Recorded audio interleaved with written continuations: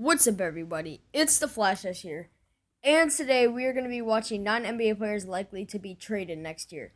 It's not saying they're going to be traded next year. They're just saying, like, people have been talking about like trades and say this person, so I'm more likely thinking this person's going to be traded. Like, yeah, for instance, Bradley Beal, Kevin Love, like those type of players. What can I also say? Shoot. Kind of Kyle Kuzma, just a little Kuzma. Blake Griffin, I could see. Maybe a little of a Derrick Rose, but yeah, but let's get into the video. Will never be short on the entertainment factor, and trade rumors are usually in the center of those things. There are a lot of guys this season who have been on the trading block for some time already, and we're going to discuss that today. Before anything else, what's up guys? Welcome to Pacific Hoops. My name is Nico, and for this video, I'll be sharing with you guys the 9 NBA players who will likely be traded next season. I'm sure I'll be missing out on some guys on this list, so feel free to comment them down below and tell me why. The one with the best comment gets a mention in the beginning of my next video. As many as are needed! Consider subscribing as well, since I love making anything NBA related, and it's the best I can do for you guys while we're all stuck at home. Anyway, let's kick off this ranking. At number 9, we'll start off with Buddy Love, Buddy hit. Hield. If you take a look at his Buddy Hield? No, I can't see that. That would be terrible. He's like one of the best. He's probably maybe like a top 3, top 4, 6 man in the league. numbers, Hield is actually doing well for the Sacramento Kings this year, even though some of his stats this year are a bit down compared to last season. Anyway, what pissed off our guy was that Yeah. after starting 126 straight games for the Kings, Hield was moved to the bench before the team's January 24 game against the Chicago Bulls. For whatever reason, the move has sparked the Kings to a 13-6 record and increased production from De'Aaron Fox and Bogdan Bogdanovic. Now, this drama didn't come from nothing. There were a few occasions when Walton would leave Buddy on the bench during close situations in the game, and of course, Buddy would obviously be frustrated in that one. I actually found a clip here wherein the fan was calling Luke Walton an idiot for benching Hield. Points, and if he makes one, the game's over. Been a heck of a game for the Sacramento Kings. The elites, as we said, we know we can make those shots. He has. Buddy, I thought was playing a good game, and we were going to get him back in there. And then Bowie started, really turning on, and that group that was out there was really in a good rhythm. Shut up, bitch! After signing a 4-year extension in the $100 million range this summer, Hield was expected to be a key contributor in the potential playoff run for the Sacramento Kings, but instead they fell all the way to 11 in the West. Buddy, while his value is still a bit high. At number 8, we have Derrick Rose. Yeah. You just need to give it up to Rose. He may no longer be an MVP caliber player, but it's definitely not a surprise why he's receiving interest from legitimate title contenders like the Los Angeles Lakers. Rose remains a very reliable scoring option and would immediately address a lot of contenders' needs. I can for see him another with the playmaker and Lakers. instant shot creator. This season, the 31-year-old point guard is averaging 18.1 points and 5.6 assists, while shooting 49% from the field and 30% from 3. At the age of 31, Derrick Rose. Is clearly an odd fit. Wait, for is he Detroit, starting? Especially if they finally decide to trade Blake Griffin next summer and undergo a full-scale rebuild. They clearly put a high regard to Rose's name, and that's why they didn't want to let him go unless don't there's a think first he round pick attached is. to the trade. However, with when- Rose on such a I friend, don't think he is because when Reggie Jackson wasn't playing, he was still on the bench. So it has to be like someone else. deal, I'm definitely sure there's a contender out there who would be willing to let go some of their trade assets in order to push them over the top. Derrick Rose needs a ring, and he's not winning any with the Detroit Pistons. I just need to say that. At number 7, we have Julius Randle. Julius At Randle. first glance, you would think that Randle is posting good to great numbers for the Knicks. But since it's New York we're talking about here, you're definitely wrong with that one. Safe to say he's just thinking about his stats whenever I would stumble upon Yeah, I his could game. probably say There are that. already numerous reports when To RJ be honest, Barrett literally your best player is literally averaging the same amount of points as a bench player is, like in Buddy Field.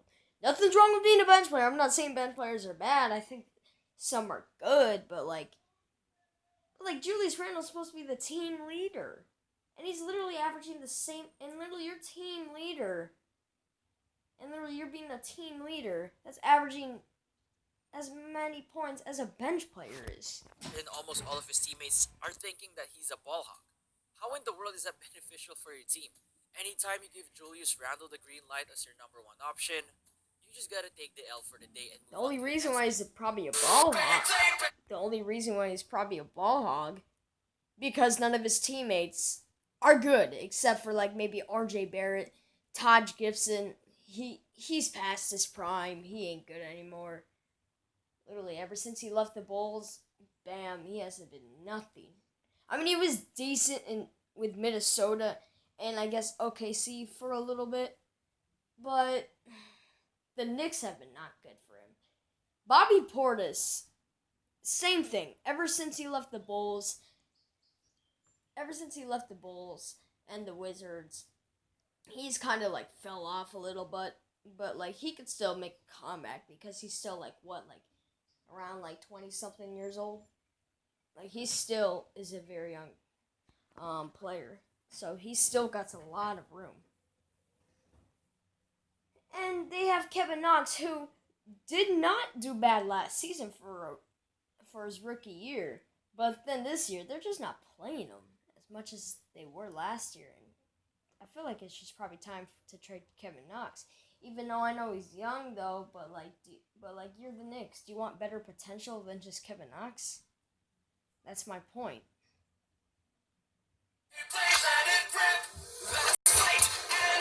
I don't know if that's copyright. There are a few positives from his game, such as being a good defensive player when he gets inside the paint, but there should be a good system that keeps him in check. He's best suited for a team that has a lot of veterans or alpha dogs, or maybe a six-man. I just want the Knicks to trade him. Although only the Charlotte Hornets and Oklahoma City Thunder are interested in him at the moment, so I hope those teams think about what they're doing before. Charlotte Hornets, I can see. At number 6, we have Andre Drummond. This season, he posted averages of 17. People have been saying this too, but what? This should more likely be focused on Kevin Love because Andre Drummond is a very good center. He's maybe, in my own opinion, I think he's still like a top 5 center in the league. And like, he's still putting up good points. The big man you should more likely look at is Kevin Love to trade. So you can get like a better, maybe small forward. And then you could just put like Larry Nance at the 4. That would actually be pretty good. And then you can have like Cedi Osman coming off the bench. And you would just have a good scoring bench. You would have Tristan Thompson, you would have Cedi Osman. And yeah. 0.7 points, 15.2 rebounds, and 1.8 blocks a night. Even his free throws have improved as he's shooting over 60%. 17.7, 15.2. It also The appears rebounds are that he has the crazy. freedom to let it fly from No. deep. He only made 15 threes for his career, wherein 4 of those shots came from his 8 games with the Cavs. To be honest, I'm a bit hopeful that he becomes consistent from deep. Going into his game, I'm concerned with this one thing. Andre Drummond has turned the ball over in every fashion you can imagine. Poor entry passes, bad outlet passes, holding the ball a bit too long when doubled in the post, repeated illegal screens, you name it. If a center can turn the ball over with the ball in his hands or without it, Andre Drummond has found a way to do it. Fucking ridiculous. It's something he showed back in Detroit in the absence of scorers and creators like Blake Griffin and Reggie Jackson. With minimal talent around him, he takes things into his own hands far too much, and unfortunately for him and the Cavs, that's been a failing effort so far. The coaching staff in Cleveland doesn't trust him enough to be on the floor as well, as he's only averaging 24.2 minutes per game, and with JB Bickerstaff as the head coach, Drummond hasn't even played in the 4th quarter yet. The trade for Drummond was bizarre in the first place, slotting him onto a roster with Kevin Love. Yeah, he hasn't played the 4th quarter yet because he's still like new to the team. He's been playing for the Pistons like for like how long? Like he's been playing for the Pistons for so long. Like, it's gonna be weird for, like, a player that's been playing on the same team for, like, so long that is moving on to a different team. So it's gonna be, like, different. Like, the gameplay is gonna be different. Like, I would still be fine if Tristan Thompson played the whole 4th quarter and Andre Drummond didn't.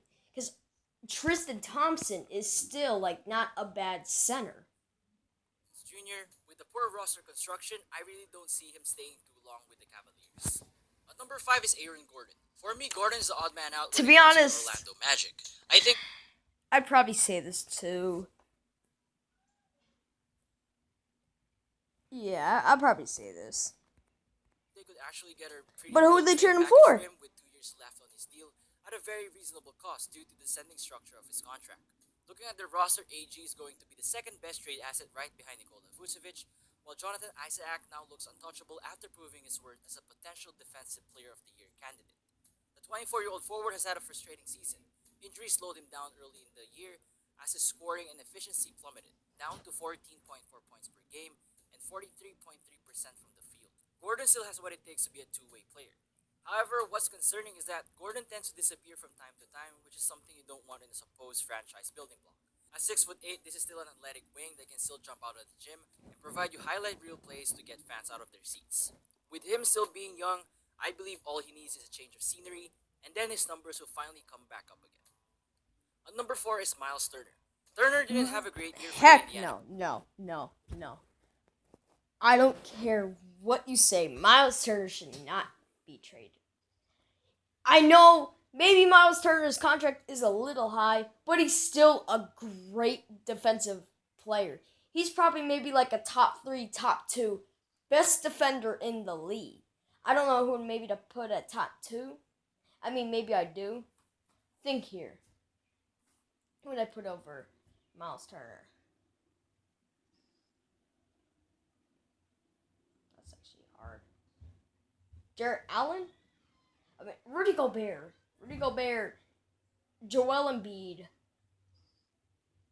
I guess Kawhi. So maybe like a top 4, top 5 defender in the league. And he's like not a bad scorer. So why even trade him? Pacers. Let's make that clear.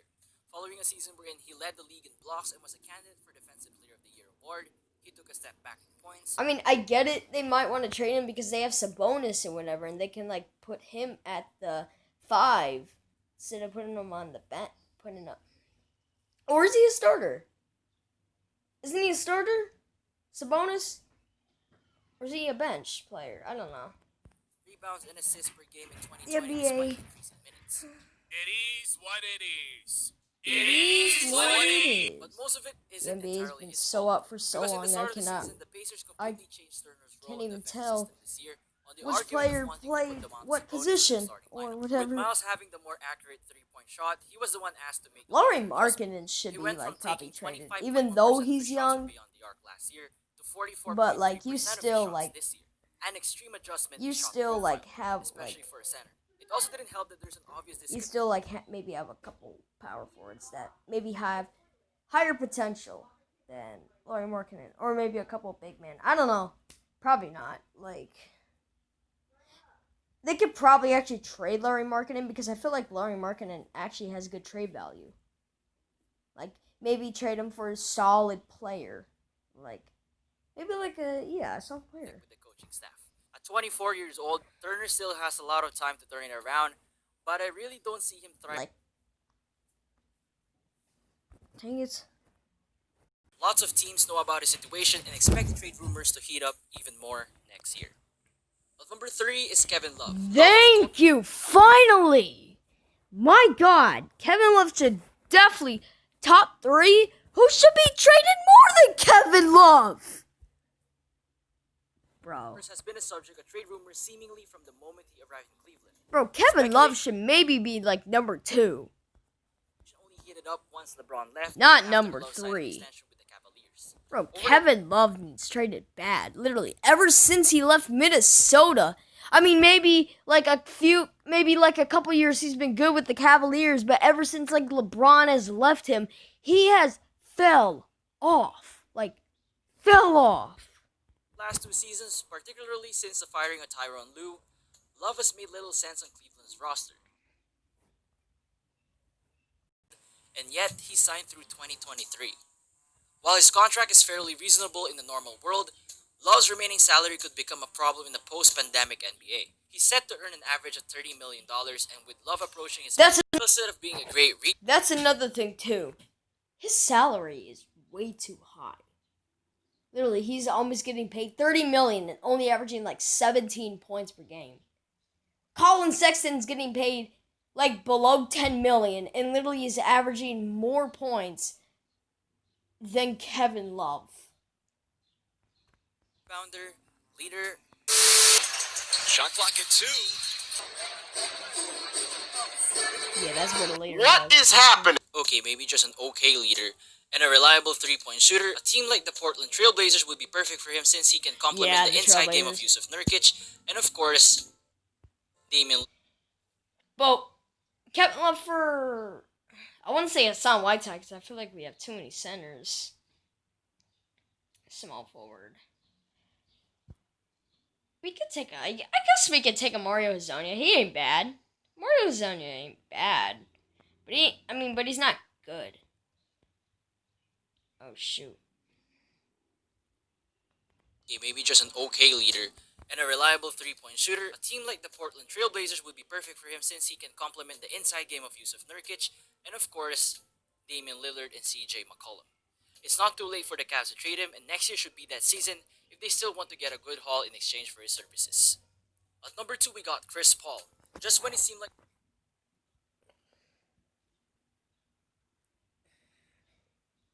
You know what? I take that back. Yeah, Kevin Love at 3. To be honest, Chris Paul has actually had a good year this year. But yeah, he should be traded. Because you have Shai Gilgeous-Alexander who's having a very improving season in his second year.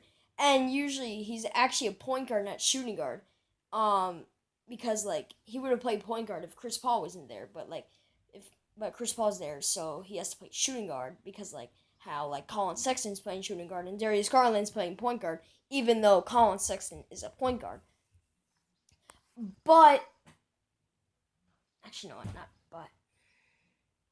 but yeah, like Shai Gilgeous, they should probably trade Chris Paul because they have Shai Gilgeous-Alexander, and he can be like a huge scoring threat for like the team and whatever, and they can have like Terrence Ferguson start at like shooting guard, who is not a bad defender. They can have Danilo Gallinari play the small forward. The power forward, I really don't know who could play the power forward. The center, Steven Adams. Who could be a good power forward? Who is on that team? God, I haven't watched the NBA for so going long. to see a big regression from CP3. He reminded people this season that he's still capable of playing at an elite level. Prior to the suspension of the NBA season, Paul had appeared in 63 out of OKC's 64 games and averaged 17.7 points, 6.8 assists, 4.9 rebounds, while shooting 48.9% from the floor. The only two players to match or exceed those totals in each of those categories this season are LeBron James and Nikola Jokic. As a veteran leader of a Thunder team that has dramatically exceeded expectations, Paul has also played exceptionally well. Or I guess maybe if Andre Roberson comes back, I guess he could play shooting guard. But we already know what number one's going to be. Matter the most. CP3 leads the entire league in clutch points with 144 and has shot a whopping 53.5% from the field and 93.5% from the line in clutch situations. Yeah, he has been awesome. It's safe to say that even at 35 years old, Paul has continued to be in tip-top shape, and his play this year is the main reason why OKC didn't trade him at the deadline. Next season is different though, since the only reason I see him staying with the Thunder is if they build a championship contender right out of the gate, which I don't see happening since the free agency class this year is weak and there are no franchise-altering players. With Sam Presti at the helm as one of the best GMs in the league, I'm confident that he'll be able to move Paul for the right price, no matter how much it hurts. And at number 1 is Bradley Beal. Beal is one of the most coveted All-Stars in the NBA today. In fact, the Brooklyn Nets have internally discussed avenues to acquire Wizards guard Bradley Beal, according to Stefan Bonner. Yeah, I feel like it's time for like... I mean, I know they are tanking and whatever, but I feel like it's time for them like to actually tank for like the season. Because I feel like maybe when John Wall comes back, I feel like they want like John Wall to actually have his like activation mode and whatever, because I feel like ever since when in maybe like 2018 2019ish season, I feel like especially 2018, I don't really think he was like that all of a player. Maybe he averaged like 20 points per game, but I don't feel like it was his like best year or whatever. Daily news. With the championship being wide open as it has ever been, it's understandable Nets that I the Nets could want to see. form a big three of their own The with Heat Kevin I Durant could and Kyrie see. Irving already in the squad. In order for this to happen, though, the Nets will have to match salaries for any trade, with Beal earning roughly $29 million next season, assuming Kevin Durant and Kyrie They Irving should are probably limited. trade it for maybe DeAndre Jordan and a couple picks. That's a fair trade. That would be a fair trade. Of course, the Nets' best assets are Spencer Dinwiddie with $11.5 million, Karis LeVert at $16.2 million, and Jarrett Allen at $3.9 million. Beal, What about just DeAndre 26 years Jordan? old, is just about to hit his prime. I mean, I guess Plus, Karis being an All-Star LeVert. in the 2017-18 and 2018-2019 season. His numbers have been insane this year, and he should be the perfect overqualified third star for this Brooklyn team. This is a win-win trade for both teams, and I hope this happens. Let's play Raid Shadow. Comments below if you have any other players in mind who you think would be traded. Alright, comment down below what you guys think of these trades. Comment down below if you think these players might get traded for next year. Maybe a few of them, but I don't really think it will happen. Maybe I would say I don't think Kevin Love will get traded because you know how Cleveland is. Probably Chris Paul will be traded, and probably Bradley Beal will be traded. That's what I think. But yeah, that's gonna be it for today's video. Thank you for watching.